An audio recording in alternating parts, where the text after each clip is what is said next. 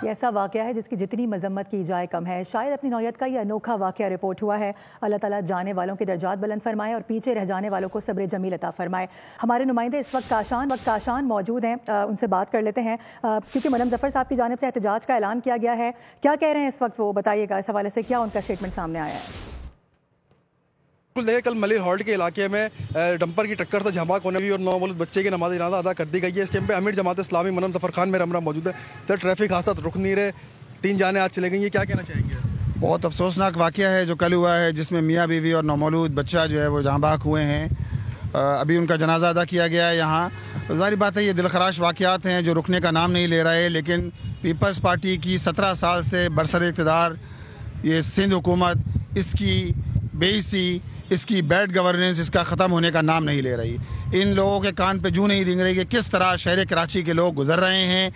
Gutter में गिर के बच्चे जान दे रहे हैं, इसी तरह किलिंग्स के वाक़यात हो रहे हैं, डंपर टैंकर ट्रॉलर के हादसात हो रहे हैं। और आप देखें सैकड़ों की तादाद में, अब ये रमज़ान का महीना है, अब 5-6 दिन ईद के अंदर रह गए हैं। किस तरह का वाक़या है जिससे पूरी फैमिली मुतासिर हुई है। और जिस घर में वाक़या हो उस घर के लोग ही जान सकते हैं कि किस तरह लोग जो है वो गुजार रहे होते हैं, किस तरह के हालात में लोग जो है वो अपना पूरा वक्त गुजार रहे होते हैं। 210 से ज़ायद वाक़यात हो चुके हैं इन 84 दिनों में। इसी तरह 2600 से ज़ायद लोग ज़ख्मी हुए हैं। हम तो ये सवाल करते हैं, किधर हैं वज़ीर आला साहब? आइंदा आने वाले रोज़ में ये वाक़यात की रोकथाम के लिए कोई मजबूत हिकमत अमली जो हुकूमत की जानिब से बनाई जाए। शुक्रिया जी। सब्सक्राइब करें और बेल दबाएं ताकि कोई खबर रह न जाए।